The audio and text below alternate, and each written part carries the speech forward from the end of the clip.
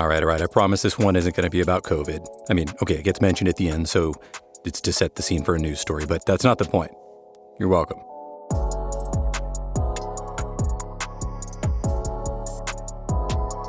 This is Podcasting on a Plane. I'm Brandon Gonzalez. You're with me here in the tower at West Coast Delta, and this is where we share the stories of aviation, the backstory behind all that we do in air world, and where we, or I, at least try to give you things that are interesting and intriguing to think about as we navigate this whole brutal industry together. And, well, today's no different.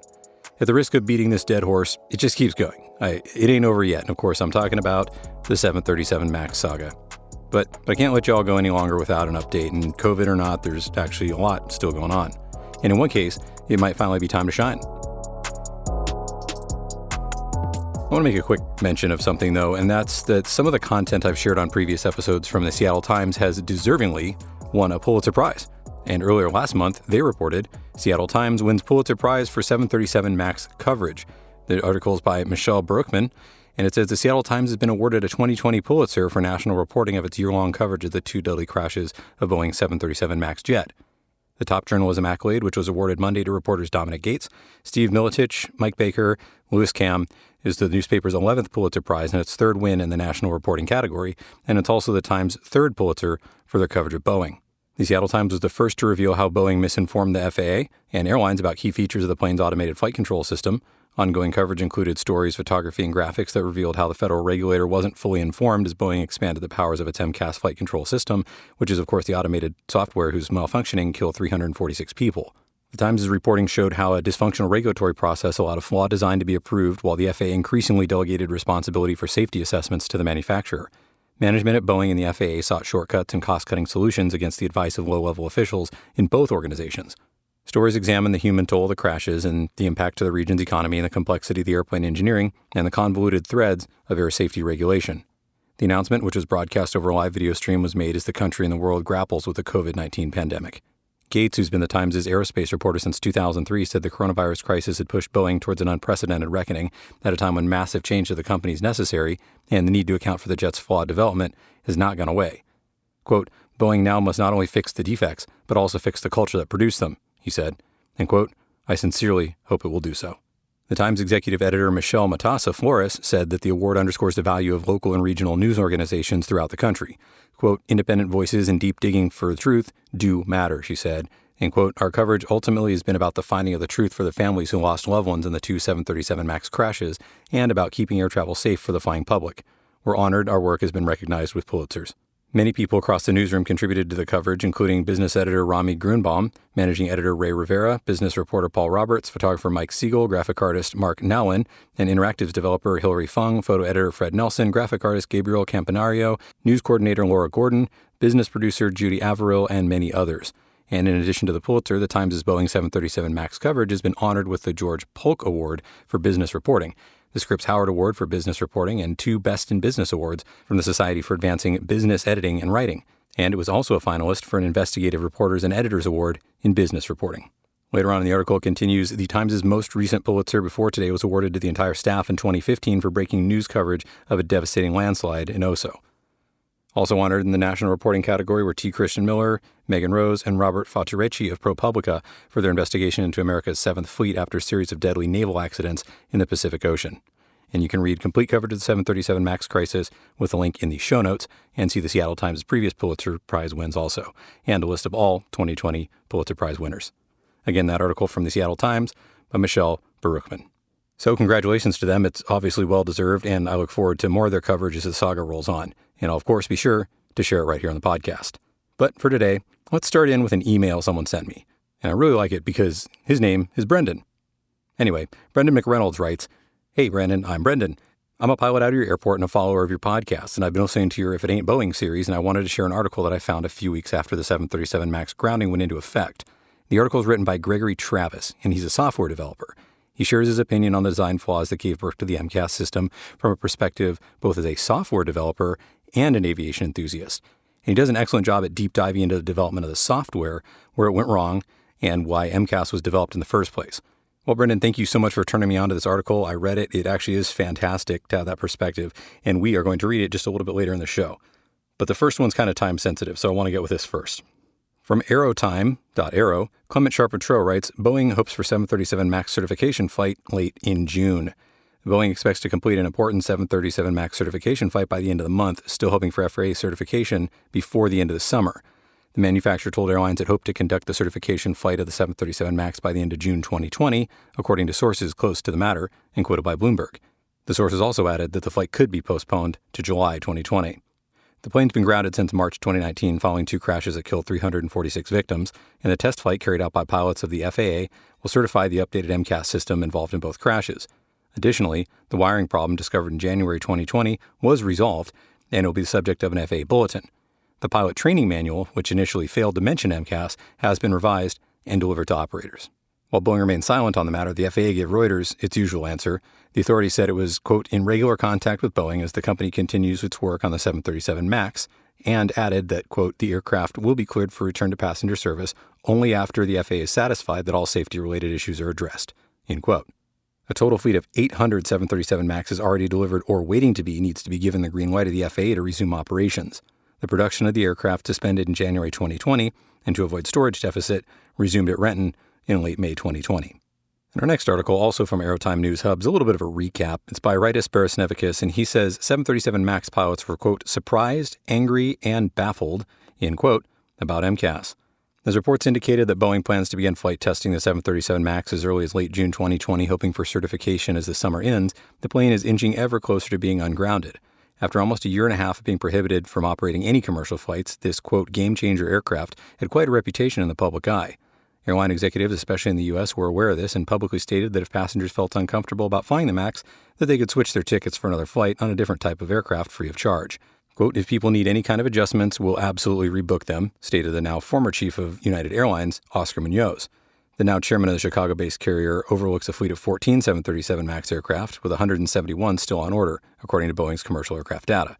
But not only had the passengers felt betrayed by Boeing's newest narrow-body, despite its symbolism as a reliable and true pilot's aircraft throughout its 53-year history, the 737 became the face of a debate about whether software now has too much power, per se, in an aircraft. One of the best examples of how too much faith in aircraft systems could alter the course of the aviation industry was written by Tom Dusart. He's the author of the book Computer Crashes When Aircraft Systems Fail. While the book was primarily about the Air France 447 crash over the Atlantic Ocean, Dusart added an extra chapter about the 2 737 MAX crashes, exploring the story of the events that claimed the lives of 347 people. Quote, in December 2018, I spoke with some pilots of the 737 MAX, said the author, and, quote, to my surprise, they were totally surprised, angry, and baffled, end quote, about the MCAS system on board the aircraft, without Boeing putting any information about it on the FCOM, which is, of course, the Flight Crew Operation Manual. While they'd had issues with the MCAS itself, the main problems came from the fact that they, quote, did not even know about it and the lack of training, explained Dusart. One of the main selling points of the 737 MAX was the fact that Boeing offered airlines a very easy process of transferring over to the newest type from the next generation, a previous generation of the 737, also called the NGs. After a one-day course and one flight with an instructor, plus 1 hour of training on an iPad to learn the new features, especially the new navigational features, you were fit to fly the MAX, and Aerolíneas Argentinas 737 MAX captain Martin Viagra was quoted in his book. Now, the process has shifted. January 2020, Boeing stated that it's now recommending pilots to undergo simulator training before operating the aircraft commercially. The main critique from the pilot's perspective was the fact that they were completely left in the dark, noted Dusart. For me, Boeing betrayed us with the MCAS, stated Viagra. Commercial planes are not 100% error-free, but in this case, a feature was introduced onto the aircraft and then deliberately hidden from pilots and the regulators, and this is unforgivable for Boeing. Quote, it was interesting that after the Lion Air 610 crash, the airplane was not grounded, noted Dusart. Quote, if you have a problem with a Volkswagen, either Dieselgate or an airbag, all these models are recalled to the factory. And planes, well, they just keep on flying, he added. Quote, all these pilot unions worried about it openly, and still, there had to be a second accident before people were taking notice. After the Ethiopian Airlines 737 MAX crash, though, changes started to happen. According to the author, people that previously dismissed the idea that automation can potentially cause problems in the industry were now having second thoughts. Quote, an obscure, possibly futuristic idea has become a reality, end quote. But baffled and angry pilots were also a problem for Boeing, as they were the ones who were operating the aircraft. Flight attendants in the United States also raised concerns. Quote, we have been clear throughout this process and repeatedly in public forums that we will not work on the 737 MAX until and unless we have full assurance from regulators around the world, our colleagues in the flight deck, engineers, and our airlines that the 737 MAX is safe, stated Sarah Nelson, president of the Association of Flight Attendants, in October of 2019. The company attempted to fix the relationship with Max's pilots, indicated Dusart. Pilots were welcomed to a presentation in the United States where the manufacturer toured aircrews around the aircraft and its fixed software, indicating that everything was going to be okay, according to the author. Quote, at that point, you're talking about March or April 2019. Boeing and everyone was still thinking that it would be flying in a few months' time, added Dusart. Pilots who went to the presentation told him the new updates looked pretty good. They explained the checklist and they linked the two AOA sensors, made it so that the system had redundancy, he said. And most importantly for Boeing, it seemed to work. Quote, I do not think they have a problem with the aircraft in itself. It's not like they're saying that, quote, I do not want to fly this aircraft ever again, end quote. They're quite confident about it, explained the author. Again, that article from Aerotime, and there's, of course, a link in the show notes. And now the story from Brendan. I really like this one. It's from a little while back, so nothing is new as far as the saga is concerned. I get that. But what it gives is a really neat perspective that a lot of us probably don't ever see as pilots or whatever kind of aviator you are. And that's a perspective of a software engineer. The comments section got pretty good on this one. Let me read you something. One commenter states, it's a recursive call with no exit path. If AOA is still broken, then nose down. Else, nose down. Repeat. Yeah, well, I mean, it makes sense. That's not really the way my brain works, of course, when I'm flying or controlling, but that there are brilliant people out there who think in those terms is amazing. And that's how all of our increasingly tech-intensive bits of aviation, of course, are developed. Oh, and the fact that this one happens to be a 30-year pilot kind of helps too. Here's the rest of the comment. Control Systems 101 is that a true complete system must have full controllability across all control parameters. A, quote, control system that can only point the nose down by definition isn't a control system. It's a runaway trim waiting to happen. Author Gregory Travis says, I've been a pilot for 30 years, a software developer for more than 40, and I've written extensively both about aviation and software engineering, and now it's time for me to write about both together.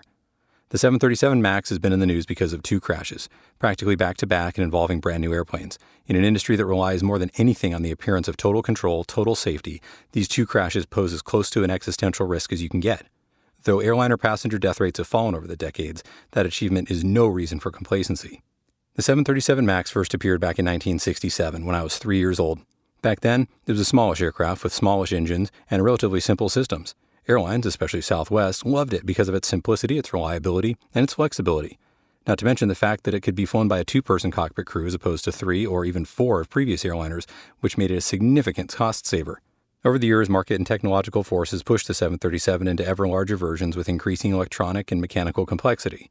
This is not by any means unique to the 737. Airliners constitute enormous capital investments both for the industries that make them and the customers who buy them, and they all go through a similar growth process.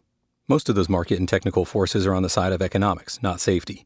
They work as allies to relentlessly drive down what the industry calls, quote, seat mile costs, which is the cost of flying a seat from one point to another.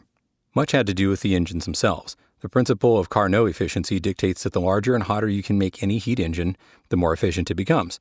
That's as true for jet engines as it is for chainsaw engines. It's as simple as that. The most effective way to make an engine use less fuel per unit of power produced is to make it larger. That's why the Lycoming 0360 in my Cessna has pistons the size of dinner plates. That's why marine diesel engines stand 3 stories tall. And that's why Boeing wanted to put the huge CFM International LEAP engine in its latest 737. There's just one little problem. The original 737 had, by today's standards, tiny little engines which easily cleared the ground beneath the wings. And as the 737 grew and was fitted with bigger engines, the clearance between the engines and the ground started to get a little, tight. Various hacks, as we could call them in the software industry, were developed. One of the most noticeable to the public was changing the shape of the engine intakes from circular to oval to better clear the ground. With the 737 MAX, the situation became critical. The engines on the original 737 had a fan diameter, that of the intake blades on the engine, of just 100 centimeters, which is about 40 inches. Those planned for the 737 MAX have 176 centimeters. That's a centerline difference of well over 30 centimeters, which is a foot, and you couldn't ovalize the engine intake enough to hang the new engines beneath the wing without scraping the ground. So the solution was to extend the engine up and well in front of the wing. However, doing so also meant that the centerline of the engine's thrust changed. Now, when the pilots applied power to the engine, the aircraft would have a significant propensity to pitch up, or raise its nose. The angle of attack is the angle between the wings and the airflow over the wings. Think of sticking your hand out of a car window on the highway. If your hand's level, you have a low angle of attack, and if your hand is pitched up, you have a high angle of attack. And when the angle of attack is great enough, the wing enters what's called an aerodynamic stall, and you can feel the same thing with your hand out the window. As you rotate your hand, your arm wants to move up like a wing more and more until you stall your hand, at which point your arm wants to flop down on the car door. This propensity to pitch up with power application thereby increased the risk that the airplane could stall when the pilots, quote, punched it, as my son likes to say. It's particularly likely to happen if the airplane's flying slowly. Worse still, because the engine nacelles were so far in front of the wing and so large, a power increase will cause them to actually produce lift, particularly at high angles of attack, so the nacelles made a bad problem worse.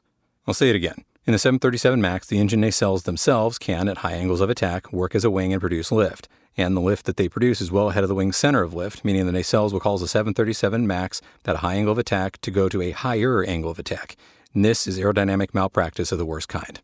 Pitch changes with power changes are common in aircraft. Even my little Cessna pitches up a bit when power is applied. Pilots train for this problem and they're used to it. Nevertheless, there are limits to what safety regulators will allow and what pilots will put up with. Pitch changes with increasing angle of attack, however, are quite another thing. An airplane approaching an aerodynamic stall cannot under any circumstances have a tendency to go further into the stall. This is called dynamic instability, and the only airplanes that exhibit that characteristic, like fighter jets, are also fitted with ejection seats. Everyone in the aviation community wants an airplane that flies as simply and as naturally as possible, and this means that conditions should not change markedly. There should be no significant roll, no significant pitch, no nothing when the pilot is adding power, lowering the flaps, or extending the landing gear. The airframe, the hardware should get it right the first time and not need a lot of added bells and whistles to fly predictably. This has been an aviation canon from the day the Wright brothers first flew at Kitty Hawk. Apparently, the 737 MAX pitched up a bit too much for comfort on power application, as well as at already high angles of attack, and it violated that most ancient of aviation canons and probably violated the certification criteria of the US FAA. But instead of going back to the drawing board and getting the airframe hardware right, more on that below, Boeing relied on something called the Maneuvering Characteristics Augmentation System, or MCAS. Boeing's solution to its hardware problem was software. I'll leave a discussion of the corporatization of the aviation lexicon for another article, but let's just say that the term might be cheap way to prevent a stall when the pilots punch it, end quote, or a CWT-PASWT-PPI system. Perhaps MCAS is better after all. MCAS is certainly much less expensive than extensively modifying the airframe to accommodate larger engines. Such an airframe modification would have meant things like longer landing gear, which might not fit into the fuselage when retracted, more wing dihedral, and so forth. And all those hardware changes would be horribly expensive. And what's worse, those changes could be extensive enough to require not only the FAA recertify the 737, but that Boeing build an entirely new aircraft. Now we're talking real money, both for the manufacturer as well as the manufacturer's customers. And that's because the major selling point of the 737 MAX is that it's just a 737. And any pilot who's flown other 737s can fly a 737 MAX without expensive training, without recertification, and without another type rating. Airlines, Southwest is a prominent example, tend to go for one, quote, standard airplane. They want to have one airplane that all their pilots can fly because that makes both pilots and airplanes fungible, maximizing flexibility and minimizing costs. It all comes down to money, and in this case, MCAS was a way for both Boeing and its customers to keep the money flowing in the right direction. The necessity to insist that the 737 MAX was no different in flying characteristics, no different in systems from any other 737 was the key to the 737 MAX's fleet fungibility. And that's probably also the reason why the documentation about MCAS was kept on the down low. If you put in a change with too much visibility, particularly a change to the aircraft's operating handbook or to pilot training, and somebody, probably a pilot, would pipe up and say, hey, this doesn't look like a 737 anymore, and then the money would flow the wrong way. As I explained, you can do your own angle of attack experiments just by putting your hand out a car window and rotating it. And it turns out that sophisticated aircraft have what's essentially the mechanical equivalent of a hand out the window, which is called the angle of attack sensor. You may have noticed a sensor when boarding a plane. There are usually two of them, one on either side of the plane, and usually just below the pilot's windows. Don't confuse them with the pitot tubes, and we'll get to those later. The angle of attack sensors look just like wind vanes, whereas pitot tubes look like, well, tubes. Angle of attack sensors look like wind vanes because that's exactly what they are. They're mechanical hands designed to rotate in response to changes in that angle of attack. The pitot tubes measure how much air is pressing against the airplane, whereas the angle of attack sensors measure what direction that air is coming from. Because they measure air pressure, the pitot tubes are used to determine the aircraft's speed through the air. The angle of attack sensors measure the aircraft's direction relative to that air. There are two sets of angle of attack sensors and two sets of pitot tubes, one on either side of the fuselage. And normal usage is to have the set on the pilot side feed the instruments on the pilot side, and the set on the co-pilot side feed the instruments on the co-pilot side. And that gives a state of natural redundancy in instrumentation that can be easily cross-checked by either pilot. If the co-pilot thinks his airspeed's indicator is acting up, well, he can look over the pilot's airspeed indicator and see if it agrees. And if not, both pilot and co-pilot engage in a bit of triage to determine which instrument is profane and which is sacred. Long ago, there was a joke that in the future, planes would fly themselves, and the only thing in the cockpit would be a pilot and a dog. The pilot's job would be to make the passengers comfortable that someone was up front, and the dog's job was to bite the pilot if he tried to touch anything.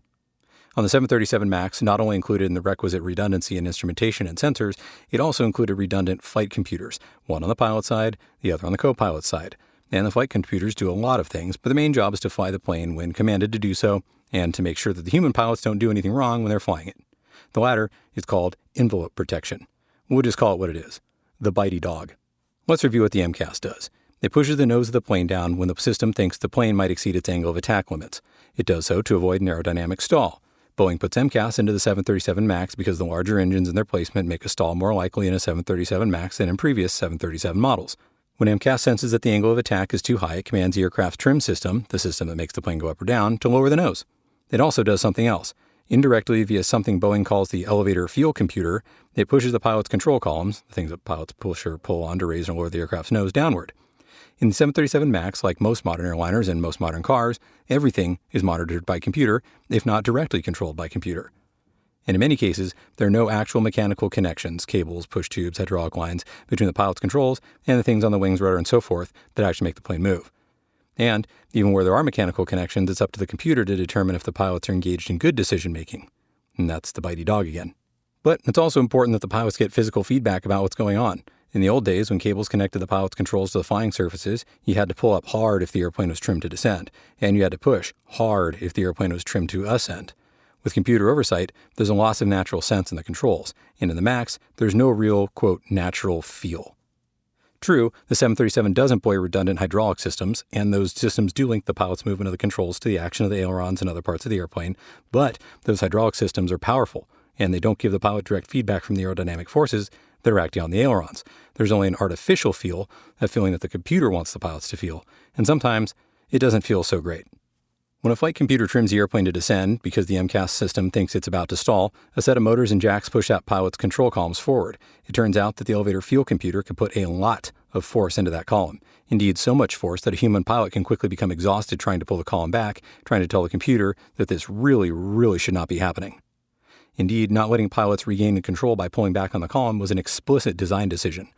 Because if the pilots could pull up on the nose when MCAS said it should go down, well, then why have MCAS at all?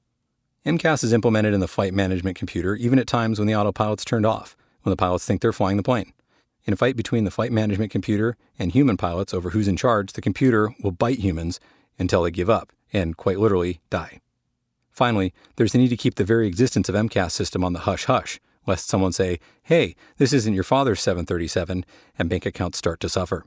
The flight management computer is a computer. And what that means is that it's not full of aluminum bits, cables, fuel lines, or all the other accoutrement of aviation. It's full of lines of code, and that's where things get dangerous. Those lines of code were no doubt created by people at the direction of managers. Neither such coders nor their managers are as in touch with a particular culture and mores of the aviation world as much as the people who are down on the factory floor riveting wings on, designing control yokes, and fitting landing gear doors. Those people have decades of institutional memory about what has worked in the past and what has not worked. Software people do not. In the 737 MAX, only one of the flight management computers is active at a time, either the pilot's computer or the co-pilot's computer, and the active computer takes inputs only from the sensors on its own side of the aircraft. When the two computers disagree, the solution for the humans in the cockpit is to look across the control panel to see what the other instruments are saying, and then sort it out. In the Boeing system, the flight management computer does not, quote, look across at the other instruments. It believes only the instruments on its side. It doesn't go old school. It's modern. It's software.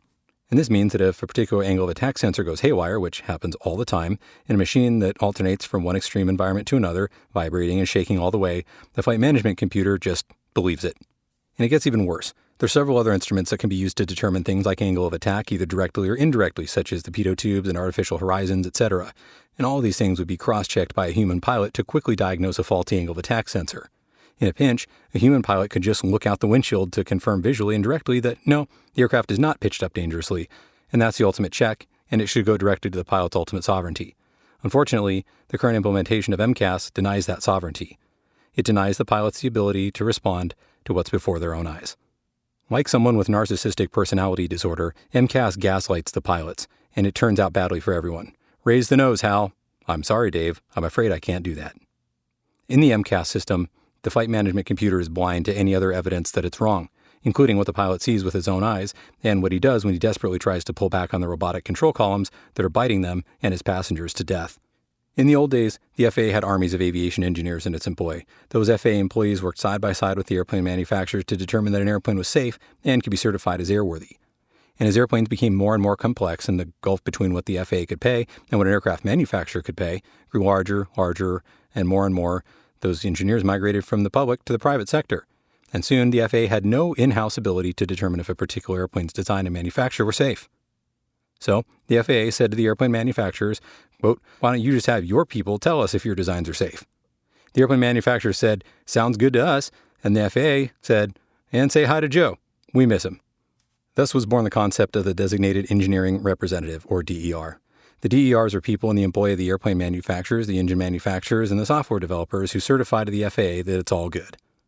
Now, this is not quite as sinister of a conflict of interest as it sounds. It's in nobody's interest that airplanes crash. The industry absolutely relies on public trust, and every crash is an existential threat to the industry. No manufacturer is going to employ DERs that just pencil whip the paperwork. On the other hand, though, after a long day and after the assurance of some of the software folks, they might just take their word that things will be okay. It's astounding that no one who wrote the MCAS software for the 737 MAX seems even to have raised the possibility of using multiple inputs, including the opposite angle of attack sensor, in the computer's determination of an impending stall. As a lifetime member of the software development fraternity, I don't know what toxic combination of inexperience, hubris, or lack of cultural understanding led to this mistake. But I do know that it's indicative of a much deeper problem, and the people who wrote the code for the original MCAS system were obviously terribly far out of their league and didn't know it. How could they implement a software fix, much less give us any comfort that the rest of the flight management software is reliable? So, Boeing produced a dynamically unstable airframe, the 737 MAX. That's big strike number one. Boeing then tried to mask the 737 MAX's dynamic instability with a software system, big strike number two. And then finally, the software relied on systems known for their propensity to fail, angle of attack indicators, and did not appear to include even the rudimentary provision to cross-check the outputs of the angle of attack sensor against the other sensors, or even the other angle of attack sensor.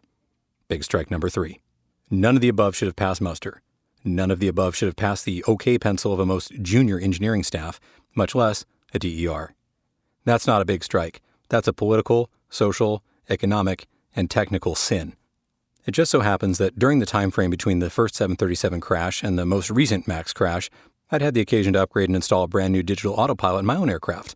I own a 1979 172, the most common aircraft in history, at least by production numbers. Its original certification also predates that of the 737s by about a decade, 1955. My new autopilot consists of several very modern components, including redundant flight computers, dual Garmin G5s, and a sophisticated communications bus, a controller area network bus, that lets all the various components talk to one another, irrespective of where they're located in my plane. A CAN bus derives from automotive drive-by-wire technology, but is otherwise a very similar purpose and form to the various AirInc buses that connect the components in the 737 MAX. My autopilot also includes electric pitch trim, and that means it can make the same types of configuration changes to my 172 that the flight computers and the MCAS can make to the 737 MAX. During the installation after the first MAX crash, I remember remarking to a friend that it was not lost on me that I was potentially adding a hazard similar to the one that brought down the Lion Air Max.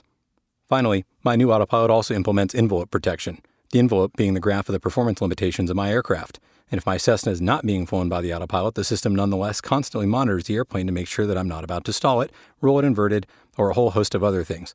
Yes, it has its own bitey dog mode. And as you can see, the similarities between my $20,000 autopilot and the multi-million-dollar autopilot in every 737 are direct, tangible, and relevant. So what then are the differences? Well, for starters, the installation of my autopilot required paperwork in the form of a Supplemental Type Certificate, or STC. It means that the autopilot manufacturer and the FAA both agreed that my 1979 172 with its Garmin autopilot was so significantly different from what the airplane was when it rolled off the assembly line that it was no longer the same Cessna 172. It was a different aircraft altogether. And in addition to now carrying a new supplemental aircraft type certificate and certification, my 172 required a very large amount of new paperwork to be carried in the plane in the form of revisions and addenda to the aircraft operating manual. As you can guess, most of these addenda revolved around the autopilot system. Of particular note in that documentation, which must be studied and understood by anyone who flies the plane, are various explanations of the autopilot system, including its command of the trim control system and its envelope protections. There are instructions on how to detect when the system malfunctions and how to disable the system immediately. Disabling the system means pulling the autopilot circuit breaker. Instructions on how to do that are strewn throughout the documentation repeatedly. Every pilot who flies my plane becomes intimately aware that it's not the same as any other 172. And this is a big difference between what the pilots who want to fly my plane are told and what stepping into a 737 MAX pilots are told. Another difference is between the autopilots in my system and that in the 737 MAX. All of the CAN bus interconnected components constantly do the kind of instrument cross-check that human pilots do, and that apparently the MCAS system in the MAX does not. For example, the autopilot itself has a self-contained attitude platform that checks the attitude information coming from the G5 flight computers. If there's a disagreement, the system simply goes offline and alerts the pilot that she's now flying manually. It doesn't point the airplane's nose at the ground, thinking it's about to stall. And perhaps the biggest difference is the amount of physical force it takes for the pilot to override the computers in the two planes. In my 172, there are still cables linking the controls to the flying surfaces. The computer has to press on the same things that I have to press on, and its strength is nowhere near as great as mine. So even if, say, the computer thought that my plane was about to stall, and it wasn't, I could easily overcome the computer. In my Cessna, humans still win a battle of wills every time. That used to be a design philosophy of every Boeing aircraft as well, and one they used against their arch-rival Airbus, which had a different philosophy. But it seems that with the 737 MAX, Boeing has changed philosophies about human-machine interaction as quietly as they've changed their aircraft operating manuals. The 737 MAX saga teaches us not only about the limits of technology and the risks of complexity, it teaches us about our real priorities. Today, safety doesn't come first. Money comes first. And safety's only utility in that regard is in helping to keep the money coming. And the problem is getting worse because our devices are increasingly dominated by something that's all too easy to manipulate: software. Hardware defects, whether they're engines placed in the wrong place or O-rings that turn the brittle when cold, they're notoriously hard to fix. And by hard, I mean expensive. Software defects, on the other hand, are easy and cheap to fix, and all you need to do is post an update and push out a patch. What's more, we've trained consumers to consider this normal, whether it's an update to my desktop operating systems or the patches that get posted automatically to my Tesla while I sleep. Back in the 90s, I wrote an article comparing the relative complexity of Pentium processors of that era, expressed in the number of transistors on the chip, to the complexity of the Windows operating system, expressed as the number of lines of code. And I found that the complexity of the Pentium processors and the contemporaneous Windows operating system was roughly equal. That was a time when early Pentiums were affected by what was known as the FDIV bug. It affected only a tiny fraction of Pentium users, and Windows was also affected by similar defects, also affecting tiny fractions of its users. But the effects on the companies were quite different. Where Windows addressed its small defects with periodic software updates, in 1994 Intel recalled the slightly defective processors, and it cost the company $475 million, more than $800 million in today's money. I believe the relative ease, not to mention the lack of tangible cost of software updates, has created a cultural laziness within the software engineering community. Moreover, because more and more of the hardware that we create is monitored and controlled by software, that cultural laziness is now creeping into the hardware engineering, like building airliners. Less thought is now given to getting a design correct and simple up front because it's so easy to fix what you didn't get right later. Every time a software update gets pushed to my Tesla, to the Garmin flight computers in my Cessna, to my Nest thermostat, and to the TVs in my house, I'm reminded that none of those things were complete when they left the factory because their builders realized they didn't have to be complete. The job could be done at any time in the future with a software update. Boeing's in the process of rolling out a set of software updates to the 737 MAX flight control system, including MCAS.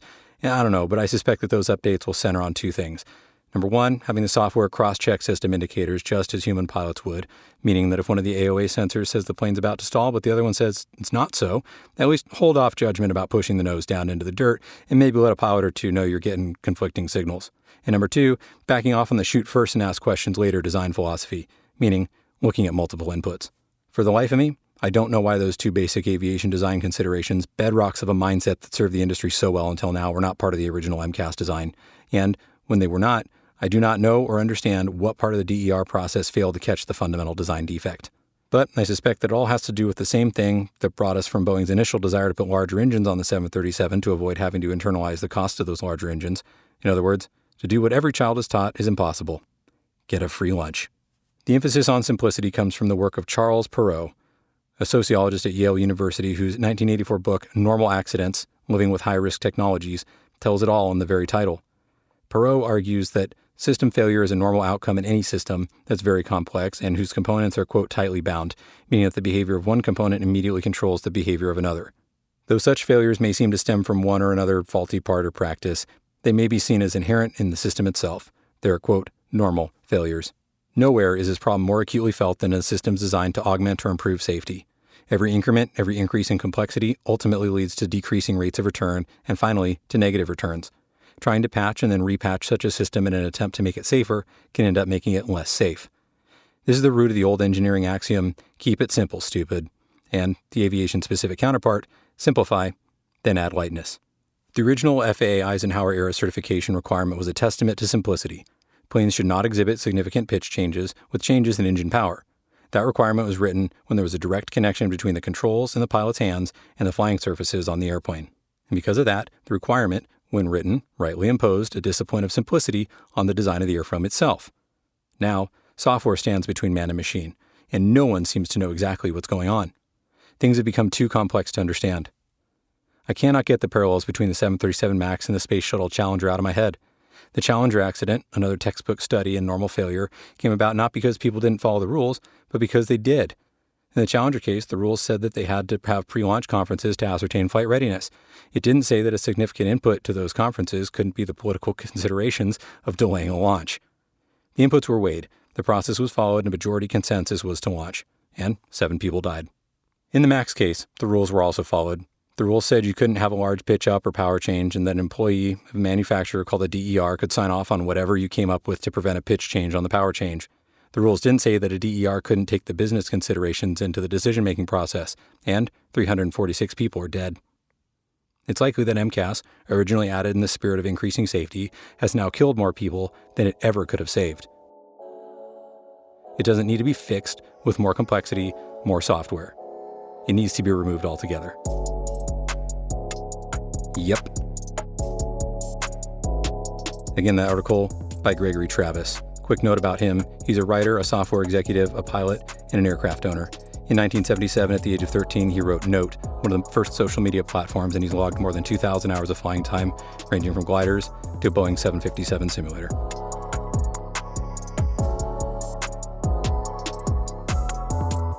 Now, I know there's still a ton of people out there stuck to the original sort of sticking point that even though this whole MCAS thing is BS, why didn't they just disconnect the autopilot or block the trim wheel or whatever? Because a runaway trim is definitely something that's taught early on, right? I mean, I was a little guilty of thinking that originally too. But let's not forget that the MCAS wasn't even mentioned in differences training. Like literally nobody even knew it was there. So, as always, the interface between human and machine, good old human factors reared its ugly head. So, is there something that needs to change with respect to this regulatorily? Well, maybe there is. In Aviation Week on June 16th, Sean Broderick writes, U.S. Senate bill targets human factors as a key to FAA safety changes. From Washington, a bipartisan U.S. Senate bill targeting FAA certification improvements places substantial emphasis on human factors research and funding, which echoes several reports produced in the wake of the 737 MAX accidents and their subsequent grounding.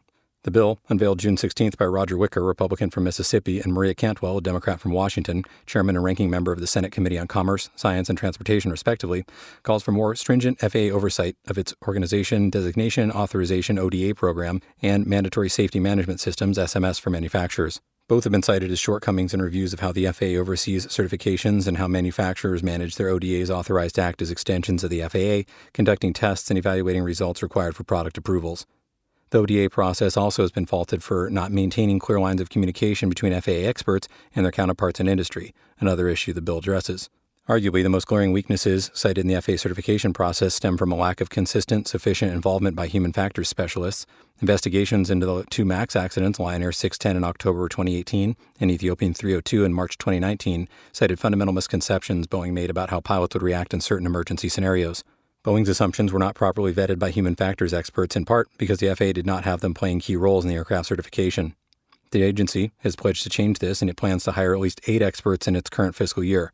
It's also shifted human factors expertise to both the MAX recertification effort and other major projects, including the 777X certification. The Senate bill would take this further, requiring establishment of a human factors, quote, Center of Excellence. It also authorizes $10 million annually through 2030 to hire scientific and technical advisors, quote, with expertise in new and emerging technologies to help the agency ensure its protocols and regulations do not become outdated. Lawmakers also want the agency and industry to develop a research plan to address the integration of human factors into aircraft design and certification. A separate review would focus on current regulations and guidance, including but not limited to FAA Part 125.1302, which, of course, is installed systems and equipment for use by the flight crew, and 25.1309, which is equipment, systems, and installations, and 25.1322, flight crew alerting. Each of those regulations emanated from a major flight deck human factors study completed in 1996. But the new regulations and guidance did not change some key industry tenets included in the assumptions Boeing relied on when evaluating the MCAS-related uncommanded stabilizer scenario. Boeing's reliance on such assumptions, specifically that a flight crew would identify and react to a runaway stabilizer within 4 seconds, combined with questionable system design decisions and the FAA's lack of objections, helped set the stage for both MAX accidents. The model's been grounded since just after the second incident. While Boeing works to finalize mandated changes to the MAX, the FAA is facing calls from multiple organizations to bolster its human factors expertise and update key rules and guidance. Quote, this bill makes it clear that the FAA is in charge of the certification workforce and the approval process. And additionally, it requires the FAA to act on the NTSB's recommendations on new safety standards for automation and pilot training, said Cantwell. In September 2019, in recommendations stemming from its insight into both MAX accidents, the NTSB called on the FAA to review and revamp its human factors-related pilot reaction assumptions. Quote, it's critically important that the FAA keep pace with skill levels and new technology to oversee the certification process, Cantwell continued. Quote, the Human Factors Center of Excellence and Office of Continuing Education will help ensure FAA inspectors have the expertise they need to do their job. Again, that article by Senior Air Transport and Safety Editor Sean Broderick. Well, it hasn't flown in a long time, and as we learned, it may again soon, but when it does, what'll it be like? Well, who knows Gary Kelly? Right, the guy at the helm of Southwest Airlines, an airline who had or has a lot weighing on the MAX. Believe it or not, he's actually excited. Dan Reed writes in Forbes, with a strong balance sheet and finally the 737 MAX, Southwest is ready to clobber rival airlines. Southwest Airlines CEO Gary Kelly repeatedly has warned that a brutal airfare war is coming for U.S. airlines as they struggle amid an unprecedented collapse in travel demand. But what Kelly, now 65 and not quite as boyish looking as he was back when he took the helm 16 years ago, doesn't say when he repeats that warning is that Southwest itself started what's likely to be a long and bloody fare war, and that he expects to win it. Rival mega carriers Delta, American, and United are wobbling about like so many Wile E. Coyote cartoon characters crushed by falling anvils. And all U.S. carriers, including Southwest, dramatically reduced their flying in the wake of COVID-19. Yet, while its rivals are now concentrating on cutting costs to the bone, preparing for massive layoffs and scrambling to come up with enough cash by Christmas to stay afloat, Southwest, with an overflowing war chest, is plotting growth. Yes, it too is trying to thin its employee ranks by offering handsome early retirement leave and separation inducements, and to cut operating costs where possible, but Southwest is simultaneously preparing to resume its full pre-pandemic flight schedule by late fall, and to expand rapidly thereafter. Coming into 2020, we had all kinds of opportunities to grow, Kelly said in an interview last week. Our challenge was we didn't have enough airplanes. Now, ironically, the opportunities upon which a frustrated Kelly and Southwest could not pounce 6 months ago due to the grounding of the 737 MAX are still there for the taking. But the MAX, 34 of which Southwest was flying when the aircraft type was grounded worldwide back in March 2019, is expected to be recertified for service by the fourth quarter. And that means Southwest, uniquely among airlines, will have an abundance of uber-efficient resources with which it can attack its competitors in markets where they've just had to pull back to survive. For the past month, Southwest has been selling its cheapest fares it's ever offered in its 48 years of existence, at least on an inflation-adjusted basis. $48 one way on certain shorter routes, and that sale, which includes $99 fares on many longer routes, primarily is designed to fill empty seats right now, but those prices are also available on flights well into the fall, by which time Kelly expects Southwest to be flying 65% or more of its pre-pandemic schedule. And you can be sure that the Dallas-based carrier will be rolling out more fare sales all summer long for flights all the way through the fourth quarter, when Kelly wants his carrier's schedule to be back to full strength, around 4,000 flights a day versus the current 1,400. In fact, by the fourth quarter, not only is Southwest expecting once again to be operating as many flights as it did before COVID-19 arrived in America, they'll be offering more flights in a number of big markets where its largest competitors are sure to take painful notice. Already, Southwest plans to increase service at Atlanta, which is a Delta mega hub, Chicago, a hub for both United and American, Denver, a hub for United, and Phoenix, of course, for American, that's a hub. And though there have been no further announcements yet, even more new Southwest service at its rivals' hubs and their key markets is likely. And that's because Southwest now has, or soon will have, the weapons it needs to launch a competitive blitzkrieg. In addition to the 34 MAX planes that Southwest already owns and expects to be flying in the fourth quarter, it plans to be flying 48 of the newest, largest, and most efficient versions of the 737 by the end of 2021, and another 200 are slated for delivery over the following 4 years. If Southwest's growth plan is only moderately successful, those MAX aircraft planes can be used as one-for-one substitutes for older, smaller versions of the 737. Southwest has more than 800 737s, making it the world's biggest operator of the type, and that would allow it to increase its capacity and lower its unit costs without increasing its fleet size much, if at all. But if Kelly's growth plan is exceptionally successful, and it just might be, Southwest has the flexibility to keep on operating, or some or all of the 737s that would be retired. In that case, it would have even more airplanes available to go hunting for more passengers, bigger revenues, and greater market share at a time when its competitors simply won't have the financial or operational resources to fight off such a market assault. In either case, Southwest will be able to grow while lowering its unit costs and increasing its U.S. domestic market share. Delta, American, and United have not yet clearly addressed the timing of their return to their full pre-COVID-19 operations. And in general, however, they've indicated that they're hoping to get back to around 70 to 80% of full strength by the spring or summer of 2021, and there are now much larger debt burdens and higher unit costs, like it will prevent them from further beefing up their operations to fight off Southwest's deep incursions. We have wonderful opportunities to expand this year, Kelly says, emphasizing his eagerness to get started. Quote, we serve 103 destinations where we'll restore full operations. Beyond that, we have a number of other opportunities to continue to expand. End quote. If fully executed, such a bold recovery plan would make Southwest incomparably larger than the current Big Three, and it will likely make Southwest more profitable, certainly in terms of profit margin, if not also in absolute earnings, over the next 3 to 5 years, or maybe longer. What a lot of people don't realize is that Southwest has been the largest U.S. airline in terms of domestic passenger miles flown for nearly 2 decades now. But it typically gets little credit for that. In large part, that's because airlines' relative sizes typically are gauged in total revenue passenger miles flown, and the Big Three rack up huge numbers of RPMs flying long-haul routes across the Pacific and Atlantic Oceans, where Southwest does not operate. That means Southwest is number one only in terms of the domestic market. So, while 1 in 4 domestic U.S. passengers board the Southwest jet, it's rarely credited with being the biggest U.S. airline. Furthermore, virtually all references to Southwest's influence on the air travel market and the industry as a whole are rhetorically devalued because of its distinctive no-frills style, and that includes its historical lack of first-class sections, in-flight meals, assigned seats, and bag check fees. It also includes Southwest's quirky marketing and service styles and its somewhat simpler fare structure, and its consumer-friendly policies concerning refunds and non-refundable fares that set it apart, positively of course, from the other big brand-name carriers. Thus, it's almost like Southwest's size and its record 47 straight profitable years, a string that's almost certain to end this year, don't really count because it's not a, quote, real airline, at least not in the conventional sense.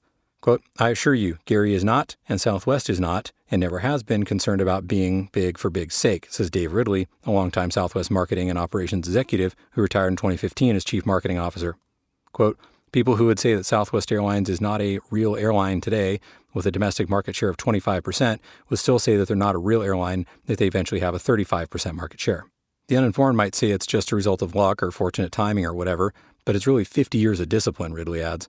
Quote, Southwest is in a position to take these strategic moves now because they've tended their garden very well all these years. Ridley correctly notes that it wasn't, quote, luck that Kelly, who was the airline's chief financial officer under Kelleher, was able to increase the company's cash balance from around $4 billion to $15 billion in 30 days in March and April. That's a testament to running a business really well for 5 decades, he says.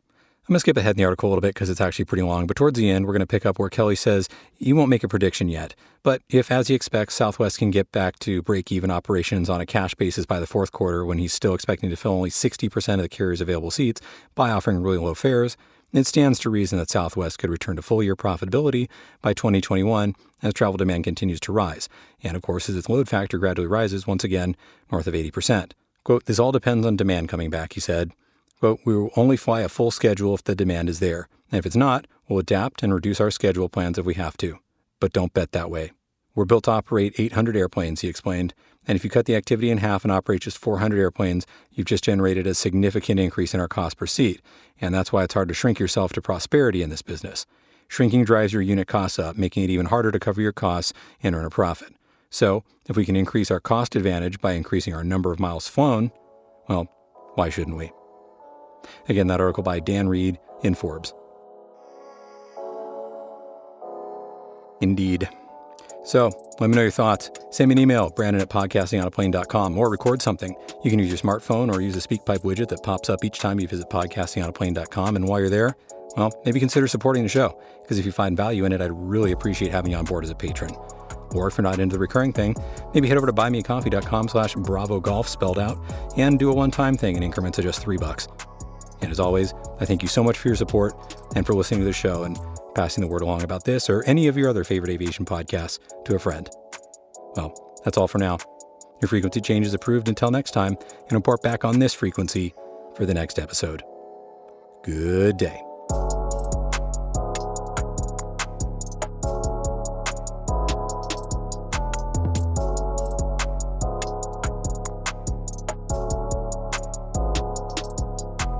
Podcasting on a Plane podcast is presented for entertainment purposes only. Brandon's comments and those of his guests, the website's content, and any of the social media, etc., are not part of his official responsibility as a controller or as an FAA employee. The views and opinions you hear on the podcast are his, and those of his guests, and not necessarily that of the FAA. Also, while he's a CFI, he's not acting as your CFI, nor is he your mechanic, your doctor, your shrink, or your spouse. This podcast is presented for entertainment, camaraderie, and fun, but is in no way, shape, or form professional advice or legal counsel. If you're in need of professional advice, get some from somewhere more appropriate than a podcast, no matter how good this one may be.